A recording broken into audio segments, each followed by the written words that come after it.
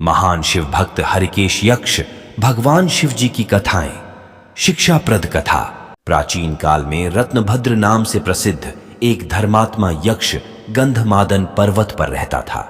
उनके पूर्णभद्र नामक एक पुत्र उत्पन्न हुआ। अंत में अनेक भोगों को भोग कर उस रत्नभद्र ने शिव ध्यान परायण हो परम शांत शिवलोक को प्राप्त किया। पिता के शिवलोक चले जाने पर पूर्णभद्र ने संतानहीन होने से अपनी भार्या कनककुंडला नाम की यक्षिणी से कहा, प्रिय, मुझे पुत्र के बिना यह राज्य और महल आदि अब शून्य मालूम होता है। कनककुंडला बोली, प्राणनाथ, आप ज्ञानवान होकर पुत्र के लिए क्यों खेद करते हैं? यदि यही इच्छा है तो पुत्र मिलने का उपाय कीजिए। इस जगत में उद्यमी लोगों को क्या दुर्लभ है। जो प्राणी प्रारब्ध के भरोसे रहते हैं वह नितांत कापुरुष है, क्योंकि अपना किया हुआ कर्म ही प्रारब्ध है और कुछ नहीं। इस कारण प्रतिकूल प्रारब्ध को शांत करने के लिए समस्त कारणों के भी कारण रूप भगवान शिव की शरण में जाना चाहिए। यदि आप सर्वश्रेष्ठ पुत्र चाहते हैं तो भगवान शिव की शरण ग्रहण कीजिए। अपनी पत्नी की बात सुनकर यक्षराज ने गीत वाद्य से भगवान शिव का पूजन कर पुत्र की अभिलाषा पूर्ण की। उसका नाम हरिकेश पाडिडिहा। पुत्र उत्पन्न होने की प्रसन्नता से उसने अनेक दान पुण्य किए। जब हरिकेश 8 वर्ष का हुआ तभी से वह खेल में मट्टी का शिवलिंग बनाकर तृणादि से उनका पूजन करता और अपने साथियों को शिव नाम से ही पुकारता था।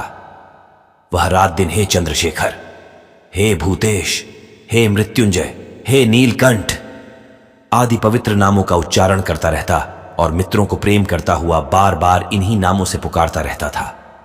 उसके कान के नाम के अतिरिक्त अन्य किसी को ग्रहण नहीं करते थे।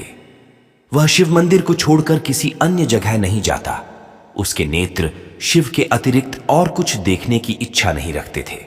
वह स्वप्न में भी भगवान शिव को ही देखा करता था। हरिकेश की यह दशा देखकर उसके पिता ने उसे गृह कार्य में लगाने की अनेक चेष्टाएं की, किंतु उस पर कुछ भी असर नहीं हुआ। अंत में हरिकेश घर से निकल गया। कुछ दूर जाकर उसे भ्रम हो गया और वह मन ही मन कहने लगा, हे शंकर, कहां जाऊं, कहां रहने से मेरा कल्याण होगा? यह सोचकर उसने अपने मन में विचार किया कि जिसकी कहीं ठिकाना नहीं है उसका काशीपुरी ही आधार है। इस प्रकार निश्चय कर वह काशीपुरी को गया। जिस अविमुक्त क्षेत्र में पंचभौतिक देह त्याग कर प्राणों का शिव की प्रसन्नता से फिर देह से संबंध नहीं रहता, उस आनंदवन में जाकर तप करने लगा।